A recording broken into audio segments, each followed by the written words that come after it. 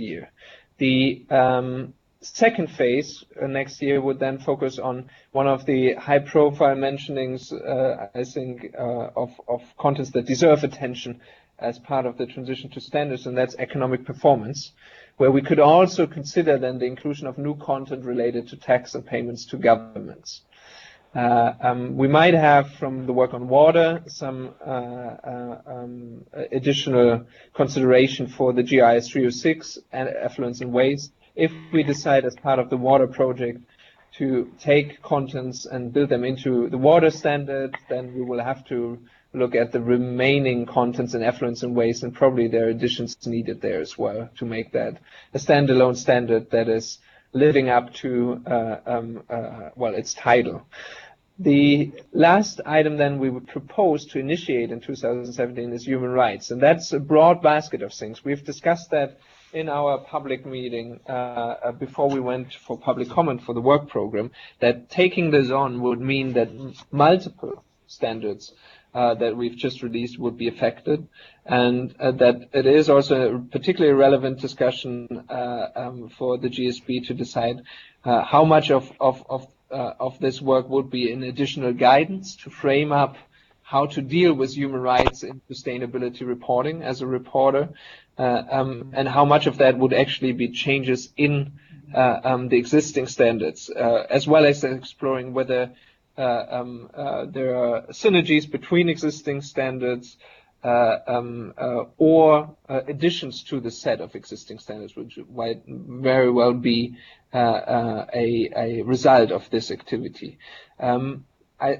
One more thing that I would like to mention here in this context is that for economic performance and the human rights related standards, we certainly assume for now that these are projects that could span for over, well, more than one calendar year, because they have a certain complexity to it, and they could affect a number of standards in the case of human rights, and also for both economic performance and human rights could result in new content creation, and that is then more than just a review and update activity. So that, I think, is also more explanation on that. What we would be hoping for is for this phase one group to look at the GSB membership and have a sponsor from the GSB in the sense that this person could follow the progress of the project working group at a high level, listen in for the project group meetings where relevant, and also to be able to represent together with the standards division the work of the project working group back to the GSSB. So that this is not chairing a group or facilitating meetings. That is something we had discussed earlier with you. We don't think that is feasible given the time requirements for that, and it would be an ask that is just too much given all your other responsibilities. But maintaining a link between this activity and the GSSB with representation from the GSB in parts of the working group processes, that is definitely a preference that we have from the standards division. At this point, there is no decision needed or anything. It is more that we would hope that we could, in the coming weeks, have an indication of interest from you, and then have a discussion of what that would particularly entail for the first two, occupational health and water. Just one more element then in terms of consideration, and that's the estimated timeline. So as I mentioned, we are aiming to start with two projects, occupational health and safety and water, in the next weeks. Ideally have an approval of the initial project proposals for these two projects in the November call, so in 4 weeks' time. And then move through a research phase onto a formation of the project working group and start, as per due process, the working group discussions. This, we would anticipate, would put us on a schedule that enables us to get to approval point for final drafts in early 2018, considering all the mandatory elements under due process, including, of course, the 90-day public comment period, but also the multiple touch points with the working group before and after a public comment. We're proposing here to stage this overall portfolio. So the second phase would entail then the work on human rights, the work on economic performance, as well as potentially the effluents and waste standards GRI 306, and that would start alongside basically the stage where we approve the working group for the first phase, and we have to then look at whether they can all start in parallel, or it is multiple projects that are started in a staged process. That will also depend, I think, a lot on the scoping that we give to these projects. As I have mentioned, in particular, human rights, we have to do a lot more in terms of looking into the detail of what that could entail as the overall project scope. And it could very well be that this starts later in 2017. But I think overall, what we wanted to bring to your attention is that we are probably moving to a schedule where we have multiple projects running at the same time in different phases, and we would be trying to leverage multiple, different phases, in the sense that we have public comment periods occurring at different points in time throughout the year, so it's not just one fixed period where we have all public comments, with the aim to release standards at the due date that we still have to determine, so that we always have a window in the year where we then finally release them to the market. And we approve standards up to a certain point and then have them bundled up and release them in one go to the market. That's the current thinking behind the staging of this process. I think I should then mention also, and you have that on page 5 of item 2, the resource capacity for standards development, because that frames up a bit also the estimated timeline, and also why we are staging the process. So currently, we are expecting to have 2 full-time management positions and 3 coordinator roles, so support functions, for the review and development of the standards, in addition to 50% of the deputy director, so Chelsea's time, and 1 research analyst who will be able to support this work.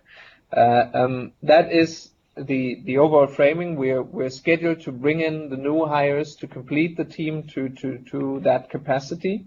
We're in the process of that. Nothing is confirmed, but we do believe that we are able to come to a conclusion of these recruitment processes the latest early next year, so that we have that capacity available. And while I think the resource constraints and capacity constraints are also then the prime determining factor for the number of projects that we're proposing here overall. Having said all that, I would like to open for comments at this stage, in particular on the public comment portion of this, questions, your ideas about, maybe a discussion on the priorities for 2017. And then in the next step, I want to spend just a couple of minutes to also on item 03, the work program, to explain that in a bit more detail. What were the changes between the public comment version and what you're looking at now? Okay, thanks, Bastian. So you're looking for comments on how the comments from public exposure have been treated, and in particular the priority given to the first 2 standards for phase 1. Is that correct? That is correct, and I think it would give us an indication on whether we can actually move to an approval moment for the priorities in combination with the work program or not. Okay, thank you. So, opening it up for discussion. Would anyone care to comment on the comments received and/or the priorities, particularly the first two for phase one? Just a quick point of clarity. This is Daniel Thailand. Thank you. I just wanted to be clear about why the issues were chosen in this order. Was that because of the priority and comment? I think I missed that point. Or is there some other criteria for having selected these two topics first and the others? I think it's not as clear as saying it was like the emphasis given in the overall comments necessary. It's a combination of factors. So I think it is, we weighed the comments received from public comment, but also looked at the legacy issues. Take as an example, occupational health and safety. This has been pending for almost 4 years now. So that has been a determining factor, as well as I think your indications. Take economic performance as an example from the transition to standards, where there was very direct feedback from a number of the GSB members that had looked into this in more detail to say, well, this is certainly a standard that we're releasing that needs further attention in the immediate short term. So it's a combination of factors that have informed this proposal.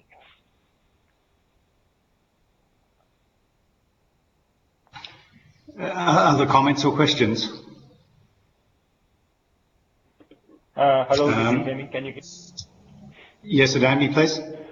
Yes, I have a comment. I basically support this multiple development process in parallel. But I just really wonder why they, combine these, topics. For example, in phase 2, I'm not quite sure, this 403 and 303 can go in the same schedule. Maybe one project may delay and so on. So then maybe we may have a hard time for the public comment period. Maybe in phase 2, especially on human rights, maybe we may need a lot of time compared to other subjects. So in this regard, I'm not sure this phase 1 or phase 2 approach. Rather, maybe more, divided into pieces, like a project 403, project 303, or something like that. Then maybe, of course, the public comment period may overlap and shifted or something like that. But it may be clear for the public audience. Michael, this is Chelsea. Can I respond to that? I think our starting thought was to try and break these into essentially 2 public comment periods a year, which means that if projects are running, if the working groups are delayed or the scope becomes greater than was anticipated and we can't meet an initial public comment period, then it could be delayed 6 months roughly and hit the next comment period. What we wanted to avoid was having only one opportunity a year for public comment period, which means that if we weren't able to make that deadline, the project has to go on hold for a year. At the same time, we're quite tentative to have, 4 or 5 different comment periods all at different points in time. We think we will burn out some of the stakeholders, and they will be less inclined to actually participate and review documents and give comments. So our initial thought is that there will have to be some flexibility, but as much as possible, we will try and structure a process where we would have basically 2 windows for public comment a year and then work around those with the rest of the time frame. Thanks, Chelsea. I guess I've got a comment on that, but I noticed that Judy in the chat has a comment that's probably related to this about capacity and timescales. Judy, do you want to mention that now? Yes, sure. Thank you, Michael. I personally, I would not take any issue at this point, really, I don't think, with the proposals for phase 1 and phase 2. They sound well thought through, and I think I support the rationale behind putting those forward. But I think I do have an overall concern that we get to a stage where we are moving forward as quickly as we can with as much of the sort of revision as we think we need to do. And I know that we are constrained by capacity. We can't expect to overburden the standards division on this sort of thing. But I think it's just quite sobering to think that, for example, the phase 1 standards won't be released until possibly the first quarter of 2018, which means they wouldn't become effective until, I'm not quite sure, it might be 18 months after that point, it might be 2 years after that point. And it just gets me thinking, how long will it be before we have effective, standards in place for some of the other priorities? I personally have a real concern about the in accordance criteria, which I'm not going to argue for it being in the first phase or the second phase even, but I do want to see us really taking that very seriously a bit faster than it looks like we can. So that's really what my concern is how do we get ourselves to a state where we have the capacity to deliver on things that have strategic importance and that can allow us to respond to needs that we know already exist without overburdening our system. Thanks. I don't have any answers, but that's what I'm concerned about. Thank you. Okay, thanks, Judy. Bastian,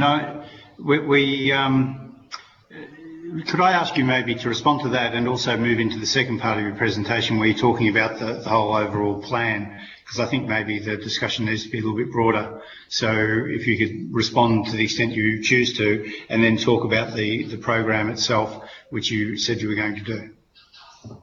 And then yes, we can take questions on the whole lot. Yeah.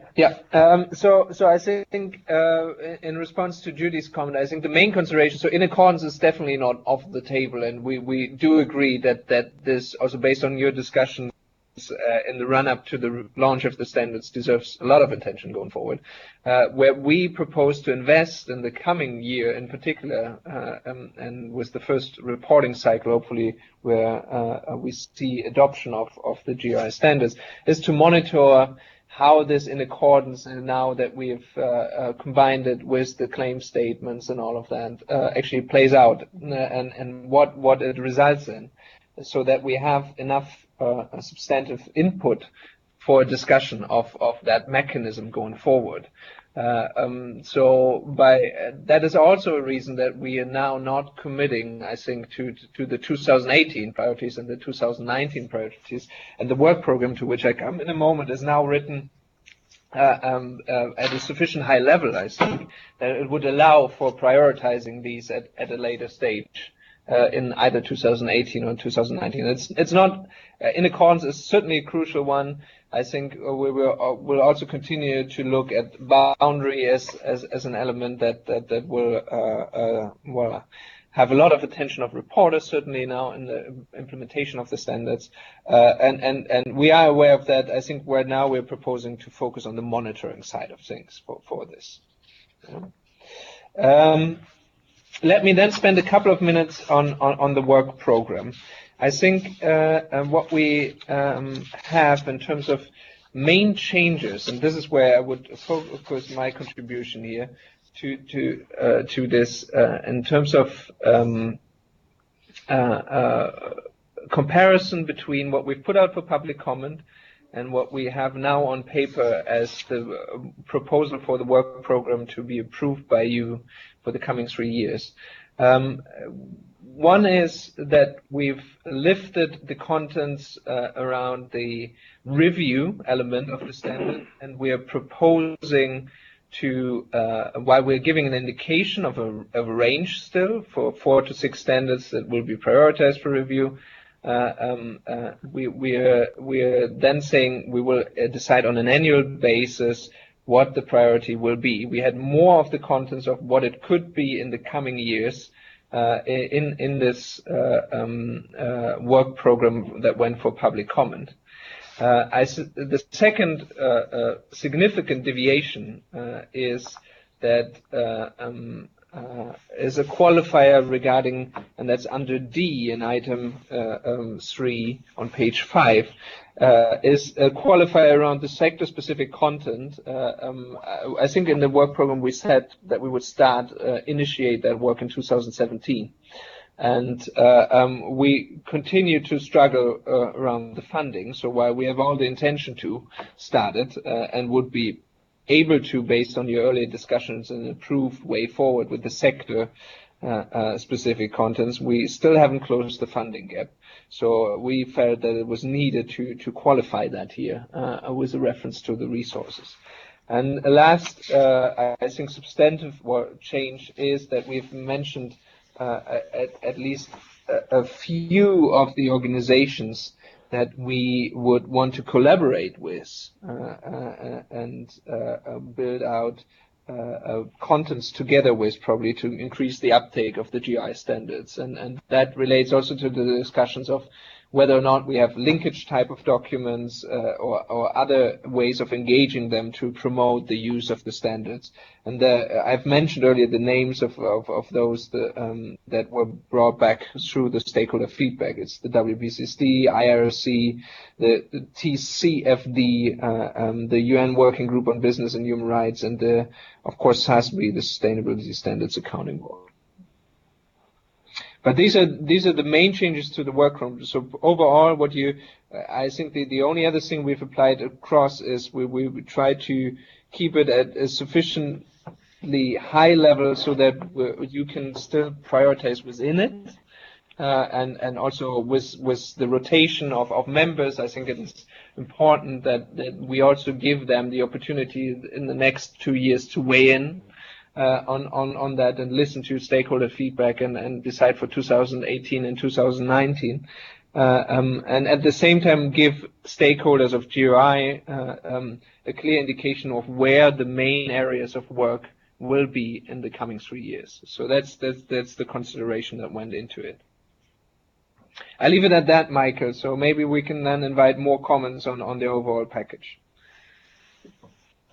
Okay, thank you. I guess I'm sort of missing, and if I can just ask a first question, I'm missing an overall timeline, and I understand you're saying, well, the timeline that we see on the screen is for phase 1 and phase 2 specific standards, but we don't have an overall timeline for other pieces of work for one reason or another, sector specific because of funding. Things like the in accordance. Okay, so that.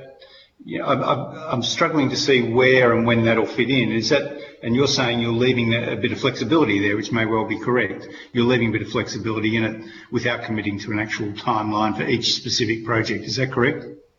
Yeah, I think that is correct. I think we have that long list of issues still that you have identified as part of the transition to standards. What we try to do now is to give a clear indication on where we want to focus the efforts in the coming months and 2017. And then we will, in a staged process, bring back these other identified standards and concepts basically for discussion. And we will decide together with you how we slot them in subsequent years. Where we probably would focus our monitoring activities, so looking at actual reporting practice in the coming year, is to establish the evidence and from reporting practice on what the status quo is regarding all these issues in accordance in particular, but certainly also boundary.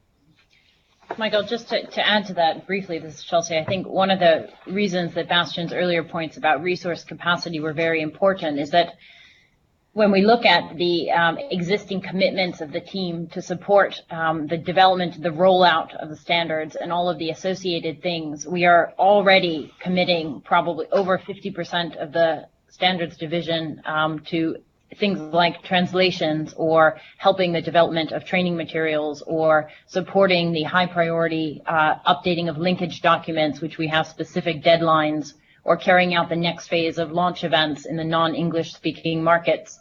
So I do share Judy's concerns about the reality of how long it takes us to work through standards, but I think it would be impossible for Bastian and I to commit to a timeline for this next phase of content review until we have a better sense of really what the relative trade-offs are with the capacity that will be remaining by the end of the year. And I don't want to overcommit and then not be able to meet those timelines.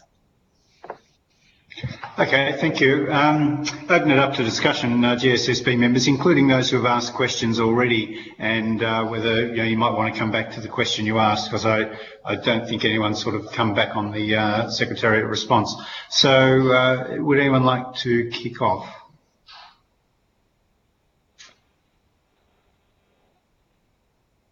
Can I ask Judy, are you maybe you've still got some comment left?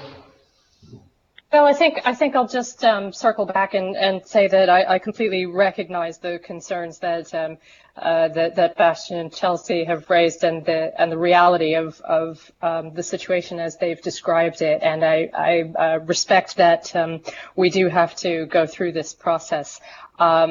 It's I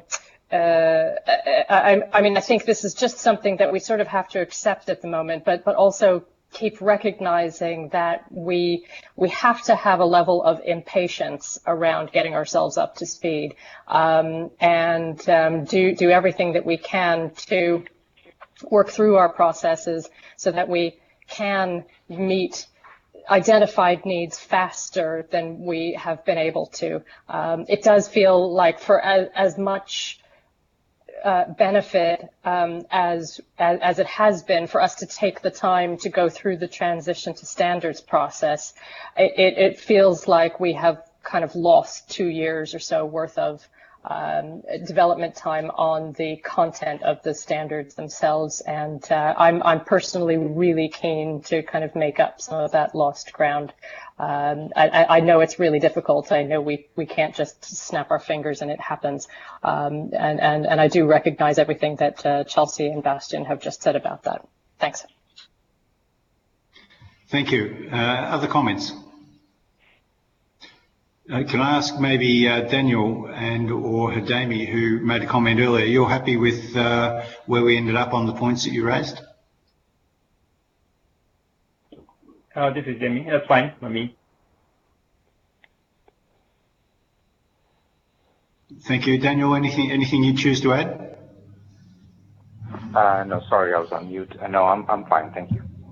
Okay. So do others have any comments on the work program? I mean, I guess what we're going to ask really is that you approve, tentatively at least, phase 1 topics so that the staff can get going and bring forth to project proposals for the next phone meeting.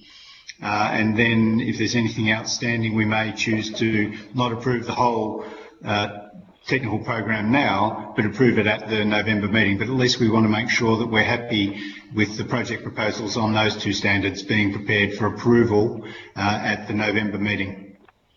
Is anyone uncomfortable with having those 2 standards as the ones that go forward right now?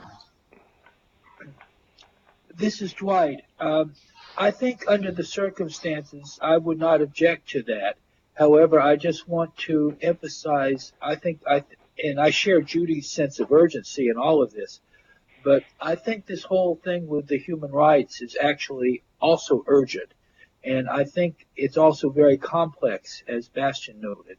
And I think what we need to do is have some preliminary discussions at one point, and then move ahead with some kind of thing early next year. I think that this is a sort of the first priority of phase 2. Michael, can I react to that briefly? For the human rights discussion, but also the economic performance related discussion, what we are envisioning is that we we'll discuss the scoping of those projects in parallel with getting this occupational health and safety and water project initiated in the coming months. And it is, well, due to the point that Dwight is mentioning, they require actually some more thought in terms of we have to get the scope right, and that will require a couple of months. Actually, probably of force them back both internally as well as in discussions with you. And we didn't feel comfortable to produce a project proposal for these two projects within a fairly short time. Also based on earlier experience with, in particular, human rights. This requires some thought. This requires probably engagement of a number of stakeholders, and we want to take that time in the coming months. So it's not the idea that we just pause completely on this for 6 months and then return to it in April or May next year. We want to have these discussions in the coming weeks and months, and then have a full and thorough proposal for the GSB for consideration in April next year. That's what I was leading to. Thank you, Bastian. Sorry, can I just clarify on that, Bastian, whether you were intending this group talk about it before the project proposal is put up to the group, to the board, or are you suggesting that be done by Secretariat and then not discussed by this board until, say, April next year? We're proposing that this is discussed in February, March with the board, actually in the first meetings next year. So it's not that we do that without involvement of the board. It's not that we only produce a final project proposal. So in the lead up, we have that discussion with you. Okay, thank you. That's good. I noticed a couple of people have mentioned in the chat assurance. Would you like to make any comment on that? Bastian, or Chelsea, would you like to comment on assurance? Where you see us going with that? Sorry, Michael, we can't actually see the chat. We've had to, because of the sound issues, we're in a separate room. Can you just, there's many things we could say on assurance. Can you just summarize the comments received on that?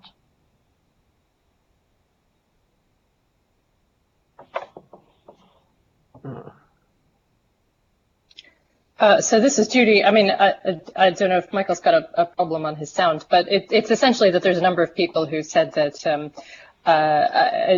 just basically flagged assurance as an important topic for us to be having a real look at right now for improving GRI's relevance on that issue in the future. I don't think they're any more specific than that.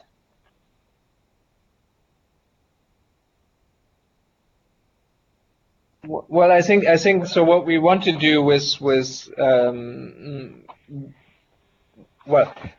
one step back. We have the capacity that we've established with the team right now. We will add to that a bit, and I think we will have some time available to start to address elements of the work program. If the GSB wants us then to focus this time on the assurance-related questions, that is certainly something we can do. I think Chelsea and I, we're working currently with the team here through a process of scoping the main projects for next year, where probably the emphasis of our work will lie. We are also consolidating the requests out of GI internally in terms of helping the implementation of the standards in the coming months, and then we can come back to you maybe in November, but I think more likely in February next year, with an indication of what we have still available in terms of capacity to tackle additional projects like the assurance discussion.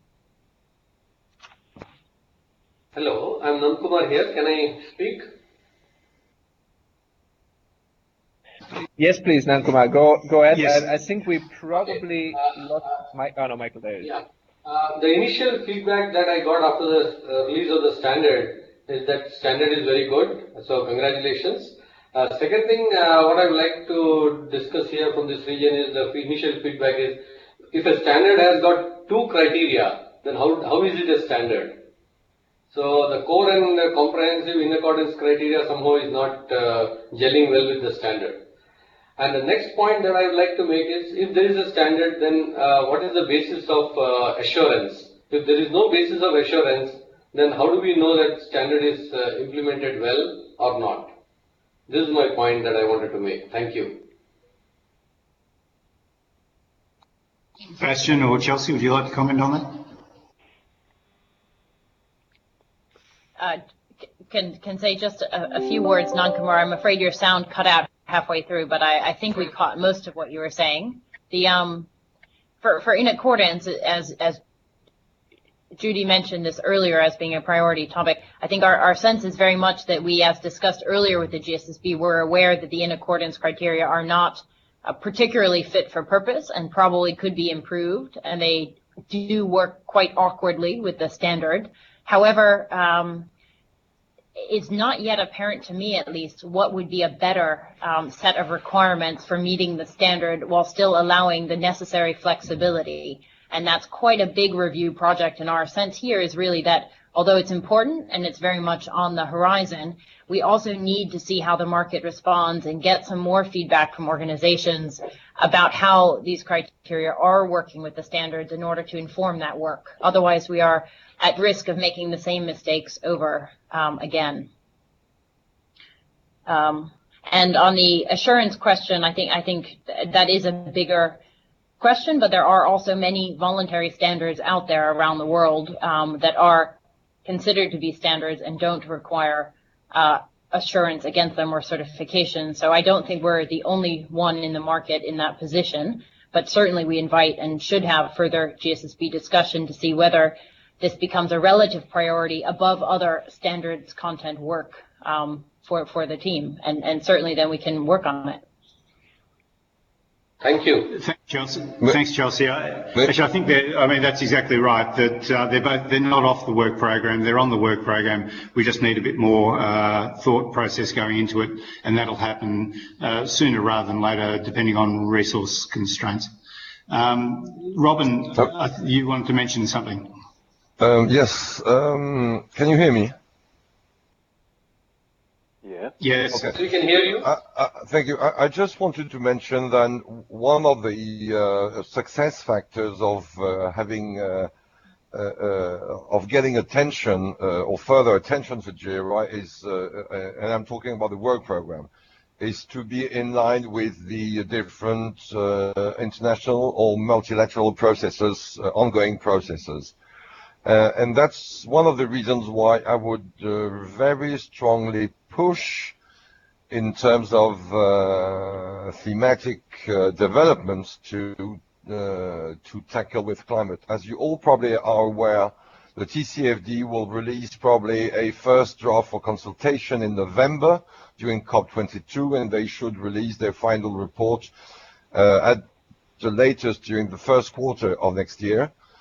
So I would very strongly push to insert climate as in the first work stream on the topic. Now, how you deal with dealing with occupational health, water plus climate, and there again, so for me, climate should be a priority. And I would also rather support, I'm getting old. I think you mean Dwight on human rights. Yeah, thank you very much. I just went over 60 last week, so it's a catastrophe. I would really support Dwight insisting on the fact that also human rights. I mean, it has been now. We're going to be at the fourth conference on UN conference on human and business and human rights. I think climate and human rights should be tackled in a urgent way. And there again, the reason and the rationality behind that is that I think we should keep in line, as far as the working program is concerned, we should be in line with the existing milestones of the different initiatives in the field. Thanks, Robin. Okay, just this, Bastian, maybe as a quick follow-up on the two issues mentioned. I think in our proposal, human rights related, we're actually proposing to prioritize this. This is the way we are set up, the way we have to scope projects, the impact that it might have on the standards. We need that lead time to start this process, and we're currently saying we can initiate that probably towards the mid of next year. And I think that is what is needed in terms of scoping to get it right. For the climate-related thing, we have included a specific mention to the task force on climate-related financial disclosure. in the work program. So we are already following that process. We have attended the relevant events in the last months. So we are pretty much up to speed with the development there. They haven't released the actual reports yet, and there's only very little available in the public domain. So it is a bit difficult for us to assess what the impact will be on what we have available. But I think first the indications are that actually a lot of the work that they are doing is based on work like the one we have done in the GHG space in the past. So it will relate back to us, and there might be implications for that, but we are connected to this process. And if it is something that requires more attention, then we will certainly have a mechanism established now that we can bring that back to a discussion with you early next year. But we have to wait and see what will be the actual outcome and to what extent it actually affects sustainability reporting, given the focus that we have. I think a lot of what the TCFD is developing right now is in the scenario analysis space and is in the financial reporting space. And that has connections to what we are doing, but we have to look very much at the technical detail of what kind of change would be required. Kirsten, I think you wanted to say something on that as well? Yes, I wasn't sure if the chat was still working because I have some error messages here. But I agree to Robin, and I agree with Bastian that yes, we should prioritize climate, but still we should wait until the final FSB recommendation is there. And the last information I got from them was that their recommendations will be sent out for public hearing in December, which means it will still take quite some time before we have the final recommendation. I also believe that from all I've heard so far about what FSB is working on, it will suit very nicely into the current GRI approach with the management disclosure, etc. So I think that they will fit very good together, but certainly it needs to be a review, but it will not be dramatic as far as I can understand. Thank you. Thank you, Kirsten. I wonder whether we should have a little bit more specific mention of climate, just giving the background that we've just gone through in the work plan. But I see Robin's raised his hand, so I'll pass over to him first before asking Bastian to respond. It's just a quick one. The way disclosure for climate in the GRI standard is expressed is weak. I mean, it's not a reproach again. Don't misunderstand me. And I do appreciate the fact that it's a bit early. We have to wait for the TCFD public consultation. But what I'm saying is, as soon as that is disclosed, I mean, we should make sure that we follow that very closely in order maybe to work on the rephrasing of that energy or climate reporting standard. By the way, the TCFD is also about reporting and obviously linked to financial reporting, since it's climate-related financial disclosures. And there are two groups in there, as you probably know, issuers and investors. And I think that and the reporting for investors highly depends on the quality of reporting from issuers. So what I'm saying is only make sure that as soon as there's something out from the TCFD, that we take hold of that strongly and that we discuss that in order to adjust, modify the climate-related topic and the standards. That's all what I mean. There again, I insist, a way to attract more attraction to GRI is to be in line with the current international processes in terms of reporting. Okay, thanks, Robin. I think that that's probably being supported by the Secretariat and others. So the question would be maybe whether we need to say anything specific. You know, maybe it's only a line or two in the work program. Bastian. Yeah, this is what Chelsea and I were about to suggest. So I think it's perfectly fine that in that prioritization section for 2017, as well as in the work program, that we mention that development, and that we mention that the GSB will assess the implications for the GI standards of that body of work as soon as it is available. And that we then reserve basically, or you reserve the right to reprioritize if that is needed. And I think then we are covered. We have it also in the public domain that we are interested in following this process and see it as an influencing factor. And we've acknowledged, I think, all the points that Robin has been making.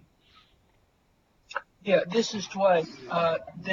One of the purposes of emphasizing the human rights section is because the two main international instruments, the OECD guidelines and the UN guiding principles, are also the main instruments that we would want to align the social dimension with.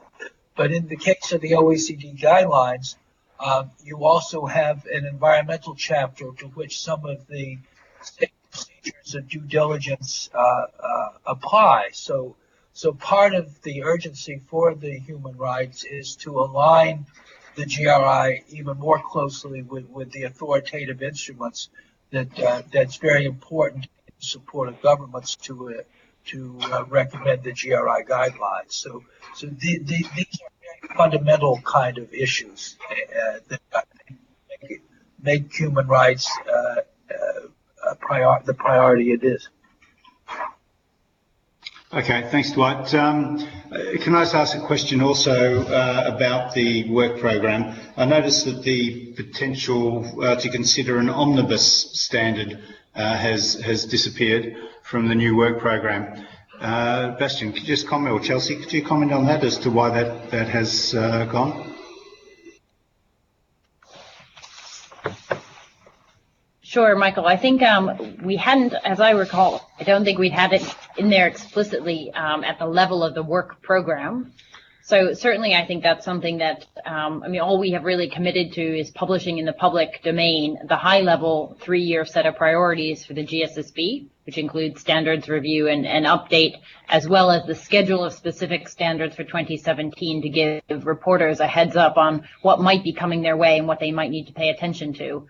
Or participate in the comment periods for. So I don't think that this work program would preclude the ability of the team to do an omnibus kind of review, but it is really, we're looking also for direction from the GSSB on, given the capacity that we have, probably that would mean bumping something else that we're already committing to or moving the timelines back if we want to do that in 2017. And again, that is really your call as the board to help us make. I guess all I'd suggest at the moment is, we had a line in the draft that went out for public comment that the board will consider the need for an omnibus standard during 2017. I think that might be wise just to keep something like that in, just as because we won't know whether we need it or not, and for at least 6 months or maybe 12 months after the standards have been launched.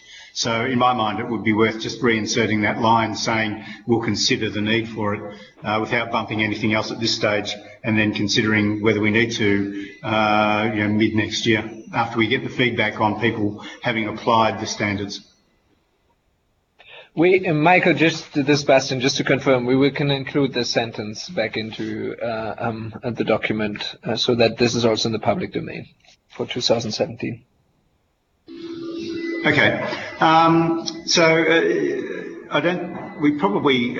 sounds like a few minor changes to the work plan or the work program, so maybe it's best if you bring that back for the next meeting for final sign-off, not a substantive discussion, but maybe in markup with just whatever changes you make from this version to the next. which, as I say, I wouldn't expect to be large. But in the interim, I think we're agreeing, and anyone say if they're not, but I think we're agreeing that the two topics for project proposals in November, we're happy with occupational health and safety and water. If anyone disagrees with that summary, would they say so? Okay, so is that Bastian and Chelsea, is that okay? Sure. Yes, absolutely. So what we will aim to do is then to bring this for really final approval back to you.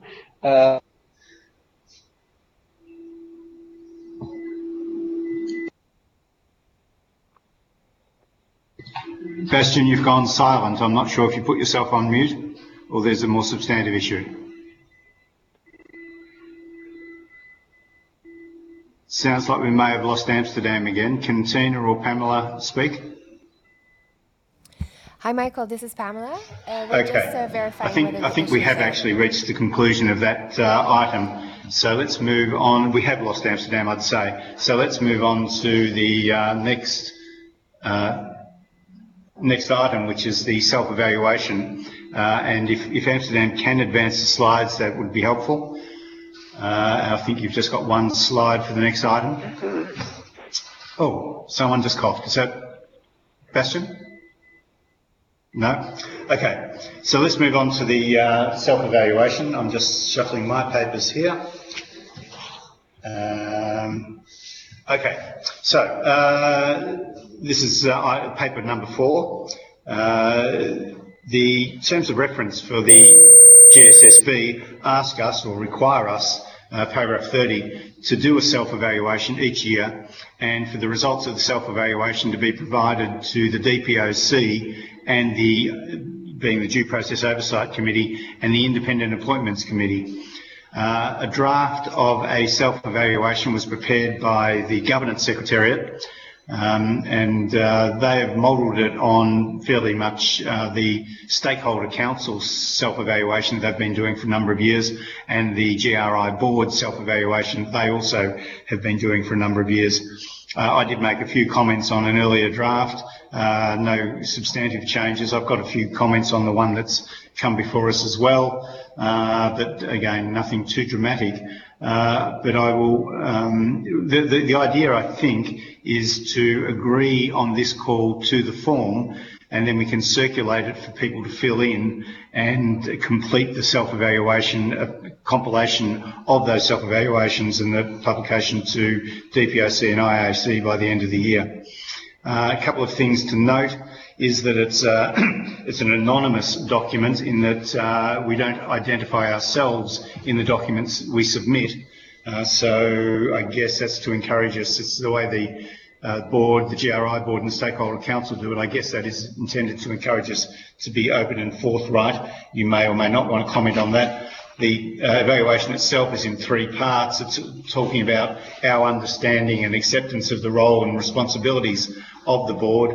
Then there's some more operational matters about meetings, etc. And then there's a section for evaluation of the Secretariat. And then there's also another section that allows us to put in more substantive or narrative comments rather than just the scores that we put into the first 3 sections. Having said that as an introduction, I will pass it over. And again, I'm going to, Kirsten, I'm going to start with you because I know that you've put in a few comments offline and you may want to raise some of those in the meeting now and then I'll pass to others. Kirsten. Yeah, thank you. First of all, the scale for part 1.1 seems to be not very well thought through. So I have given an explanation in writing to you and to Michael and to the Secretariat, and I recommend to keep the same scale for 1.1 as for the other parts. I can't really see any reasons why it should be different, and if it should be different, it should definitely be different from the suggested one. In addition, I would just add to that several of the statements for part 1.2 are way too early to answer. And I would really recommend, as Michael has already said, that to give more room for qualitative statements here. Some of these quantitative statements can be rather challenging to give. Regarding 238,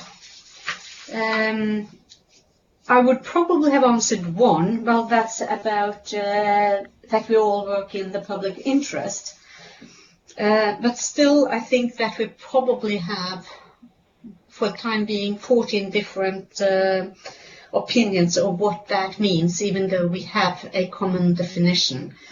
Well, that was all for now. Okay, thank you. Actually, just on those, I think I fully agree about part 1.1. It is rather complex. If that can be simplified, that'd be great. Part 1.2, the being too early for some of these due process issues, I fully agree. In fact, I did ask, and I see it's here, that we put in a not applicable section because we just haven't encountered it yet. So whether that is okay, whether that cuts it for you, Kirsten, or not, I'd be interested to know. I think the intention is we keep a form that we can use consistently from year to year. So even though it's too early now for some of these things, we may want to keep it. Actually, personally, I'd probably reduce the amount of volume in this 1.2 section. It just seems very detailed to me. And more qualitative, I agree, and yes, public interest has always been problematic. But I'll just pass over to anyone else who would like to comment on this document, or this draft document. Michael, this is Judy. Just to say that, yes, I agree with you that an I don't know or NA or something like that would be a great thing to add to it. I would also put in a comments blank, because some of the comments that I would personally make, I'd want to say a little bit about what I mean and why I give a score of a certain thing, and I think that's worth tracking. Thanks. Thank you, and I think that's consistent with what Kirsten was saying about more room for qualitative. So if there's a spot for qualitative comment attached to each question or each section, maybe that would be more helpful. Okay, anyone else care to comment on this? Stian's agreeing with what's been said so far in the chat function. Nankuma, you're asking a question. Do you want me to phrase that? Yes, thank you. I think my concern is we have 15 members, and how do we know whether all the 15 have filled up this in absence of any name on this form or any traceability? Or later, how do we trace to the final compilation of the score? Okay, I think Amsterdam's still offline, so I'll answer it to the best of my knowledge, and that is that this will go out by email as an attachment, and it will come back to the governance secretariat as an attachment. They will then know who has and who has not responded, so they'll be able to chase up to make sure everyone responds. However, the document that is attached will itself not identify the person who responded, so that will then be collated separately without identifying the individuals and their particular responses. You're concerned about traceability, and I think the idea from the governance team's point of view is that individual comments are not traced back to the individuals. Excuse me, that we do have that amount of anonymity. Okay, thank you. Okay. Other comments, anyone?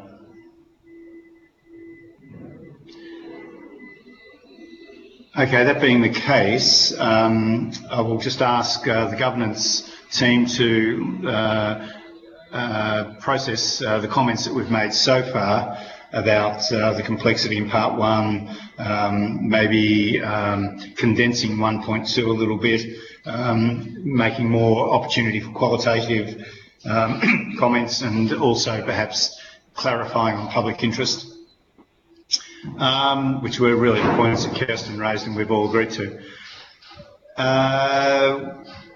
That being the case, I think we're okay with that item of discussion, and that brings us up to the update on standards launch. Amsterdam, are you back on able to speak to us? I hope we are. This is Bastian. Can you hear us? We can indeed. Thank you, Bastian. So you're okay where we've got to on the other items so far? You went offline for a little while, but we're okay? Yes, I think where we lost connection, and I apologize for the technical difficulties today. It's actually good that this is happening after the approval of the standards for the first time. Yes, indeed. For the work program, we will bring that back with the suggested changes, and I think it was probably cut off when I was saying that I would like to ask you to submit feedback in the next 6 working days, so that we can firm up the documents. We have to recirculate them 14 days in advance again to the GSSB for final approval. And we assume that if we don't hear from you, that there is no major issue with these documents if we have worked in the suggestions as per today's meeting. That would keep us from approving those as being final in the November call. Okay, thank you. And I don't know if you heard about the discussion, and Tina, whether you heard the discussion, Pamela, on the evaluation. Yes. You did, Yes. and you're okay with that? Yeah. Yeah. Good. No, the changes can be implemented. Yes. Excellent. Okay. So that brings us up to the final item, which is the update on standards launch. I know everyone's pretty keen to hear what is going on with that. So, Bastian, can I pass over to you? I'll just mention that the slides on my screen are not progressing. We've still got a timeline for the work program. So if that can be moved along, but more importantly, is that we can now hear you. So, Bastian, please go ahead. So yes, and we don't have detailed slides just yet for you to review on the launch moment. But I will take a couple of minutes now to summarize all the activity in the last days around that. And I should also mention to you now that we're working on a written summary of all the elements of the launch for you, which will be shared likely next week with you. So you will receive more detail on that. We have been focusing on the actual launch moment up till now, but we consolidate initial feedback as well as also evidence of how effective we've been for you in a more detailed summary note. So first of all, we launched the standards officially on the 19th of October. We had 2 webinars on that day. We have promoted those webinars well ahead of time, and we had more than 700 people joining these first 2 webinars last week, and an additional close to 600 yesterday, and 2 more webinars with the same contents. Michael has opened the first webinar to announce the launch, and Eric Hespenheid has covered the second one last Wednesday. Yesterday, Chelsea and I have covered those contents. And what we did with these webinars was to provide a 30-minute briefing on the standards, as well as allow for questions from the audience. And I think overall we can say that in terms of initial feedback from these webinars, there are no issues that come to the surface that we didn't anticipate. There were very focused questions on in accordance, on the requirements that are new, like notifying GRI, and also, of course, questions around boundary as expected, and the sector disclosures. So these I would summarize as the main themes, and then there are many follow-up questions in terms of how people can get started with the standards, and that is then the support programs we have, but also the resources that we have built out. So I think I would summarize it as very positive in terms of number of people reached, with more than 1,000 people, considering that we have we have a couple of thousand reporters out there, but that we have reached more than 1,000 people, practitioners, with these first webinars is a great success. Also, I would say that with that, we've actually been able to point them to many more resources. What we see in terms of dynamic unfolding after these webinars, in particular on the 19th of October, is many people have visited the website and have actually taken a look at the resource available, and that's exactly what we wanted to achieve, to drive traffic to the website. We had long discussions, I think, in the lead up with you in terms of what would be good support materials, and one of the ideas that you had was the animation. So have a succinct summary that people could just watch of the standards, and we've developed that, and it proves to be an extremely useful resource, both in terms of educating non-reporters as well as the reporters. So when you think about media and all the other contexts that we've informed about the GI standards, but then also the reporters, there are thousands of people that have actually looked at this animation. We've posted it both on YouTube as well as on our website, and there's been also reposted by other media outlets, and this has been very, very successful. Also very successful was another element that we discussed with you, and that was we've recorded a 20-minute high-level summary of the standards and introduction to the standards as a webinar, basically, and made that available as of the launch. And also there we have more than 1,000 people already interacting with this content. And all of this helps us, of course, to bring the main messages of the standards across. So it seems to be a good mix, and this is of contents available. In this context, I should also mention the mapping document, which you've seen at various points of development over the last months. And that brings me to the overall interaction with contents that we have. The mapping document turns out to be right after the zip file with all the standards, the most popular resource that we've made available last week. So that's also very, I think, a good indication for us for two things. One is we've probably the right answer to the question, so what did really change between G4 and the standards, because the feedback that we're getting on the mapping document is positive, but also people are already considering what that implicates for them, and whether or not they can make that move from the G4 to the GI standards in a timely fashion. And that is also the indication we have from the questions that we're receiving through our membership program, but also at the webinars and by email. Many actually are now focusing on the question, how realistic is it for them to change to the GI standards in the next reporting cycle? And I think that is also something we can only support and welcome. And the mapping document seems to be a crucial resource in that. We have made quite some headway in terms of driving also interest and traffic to the regional launch events. You have seen, for some of you where we are actually in your country, you've seen the announcement, and we've been in touch already. We have the first set of 11 events now confirmed as of today, I think 12, and that is in November and December. As I had mentioned to you, this is focusing mostly on English-speaking countries right now, or where we're not planning to have a translation. And the first one was last week in Brazil. We have the second one coming up next week in New York. And the pattern that we're observing is that we're selling those out. Or they actually for free, but we're maxing the capacity of the rooms, and we are likely to have more close to 2,000 people attending these events in combination until end of the year.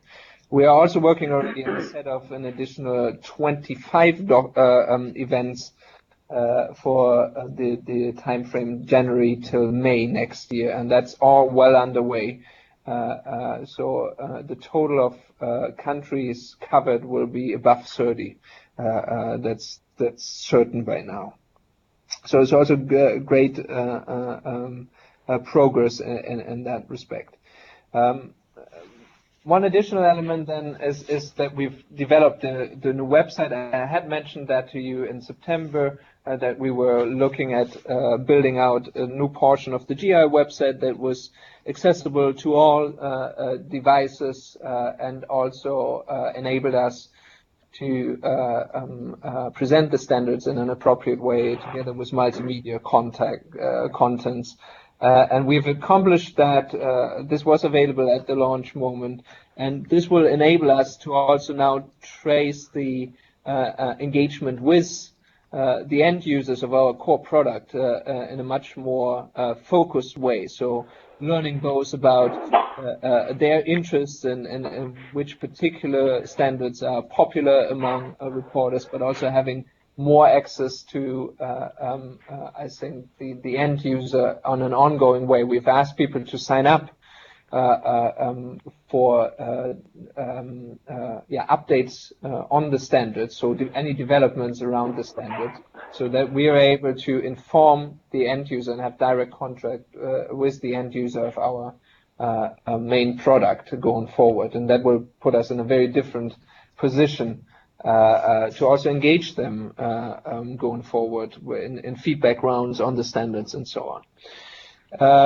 In terms of interaction with what we've presented last week as the standards on the website, I can confirm that we had thousands of downloads at this point of the main product.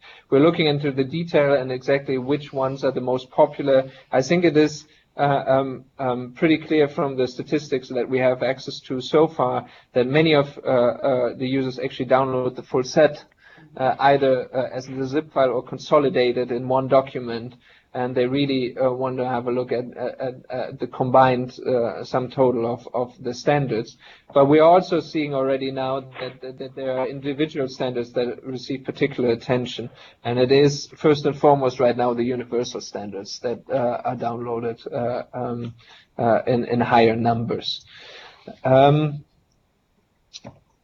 We will provide more detail on all of that to you in writing in the coming week.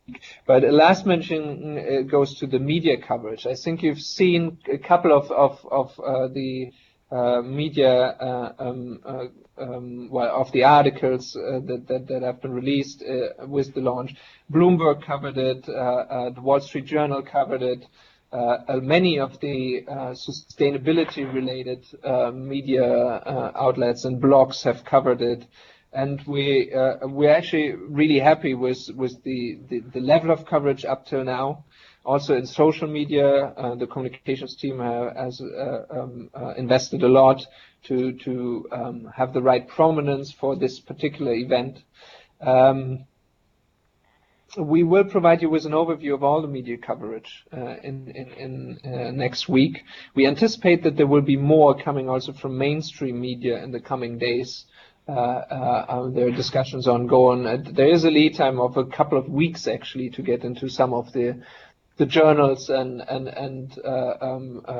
main newspapers. We had these initial discussions, and we will keep you updated about the coverage. I think overall I can say that the coverage has been quite positive. We were able to get the main messages into those news pieces, and that is very reassuring for us so to have that overall consistent message to the market and to present the core product. I think this is what I wanted to share at this point. Maybe one thing then for you to consider, if you have a chance and you want to motivate your networks to take part in these in-person events that we have around the globe, that is certainly a worthwhile effort. There are free seats available still for all the events except for New York next week. So please consider if you still have people that you want to bring to those events. If you want to attend one and you happen to be in one of these countries at the point of the event, please let us know. Write an email to me and Chelsea, and we will make sure that you, of course, have a seat and can attend the event. Are there any questions for me at this point?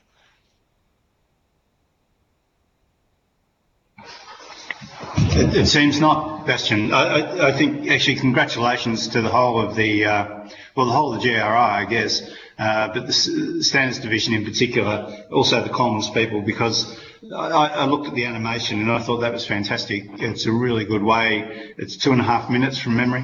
It's a really good way for people just to get an introduction as to what's going on. And then when I looked at it, I think it was on YouTube, the thing that came up straight away after was your 20-odd minute presentation. And that also was an excellent way to just get a bit more detail. So those two things are really going well, as is the mapping document. I mean, that was... Congratulations to Lara, I know, who put in a lot of time on that, and it's a really worthwhile document. Any other comments on the update? On the standards launch? Okay, well, I guess that brings us to the end of the meeting. Thank you, Bastian, for that presentation. I guess that brings us to the end of the meeting. A couple of things I'd just like to mention. There was a comment in the comments box asking whether, given the technical difficulties, whether Amsterdam is able to capture the comments that were made. Can Tina maybe or Pamela tell us whether that is the case? Hi, Michael, can you hear me? Technically, that should be possible. We will reconfirm that in writing. We have definitely a recording of the session. And yes, okay. Tina's just confirming, so they have the log file for the meeting as well. And again, apologies for the technical difficulties. Okay, no worries.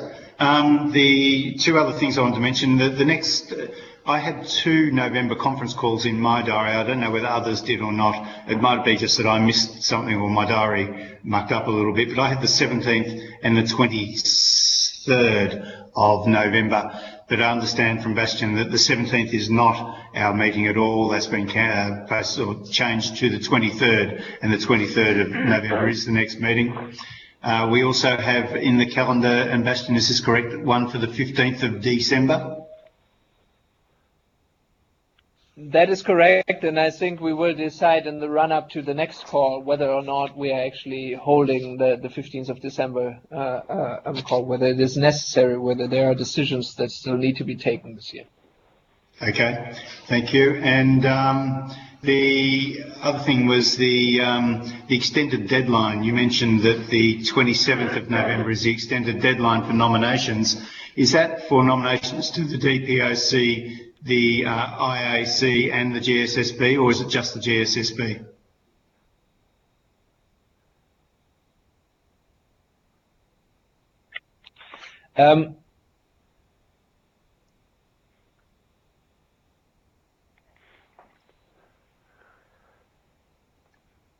Not with us.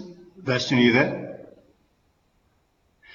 Okay, it looks like they might have gone off again. Bastian, can I just ask you just to confirm that with an email, or Tina or Pamela, just to confirm that extension?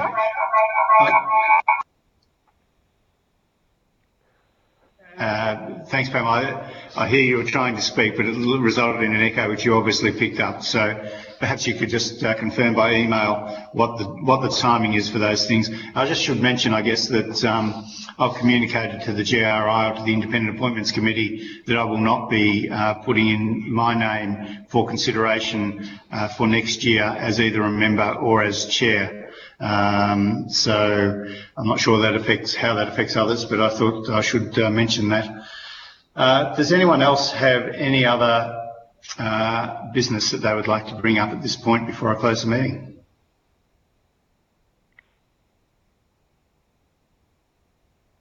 Okay, I'm not hearing anyone with any other business. No. No? Okay, in which case I will thank everyone, apologise for the technical difficulties we've had, and as Bastian said, it's better it happens on this meeting than the ones that were leading to the approval of the standards. So thank you, everyone. We're approaching the end of a very big year. I know we've all put in a lot of time over this year, 1, maybe 2 more calls to go, and thank you for your participation today, and we'll speak again in about a month's time. Thank you, everyone. Thank you, everybody. Bye-bye, everyone. Thanks, bye. Bye-bye.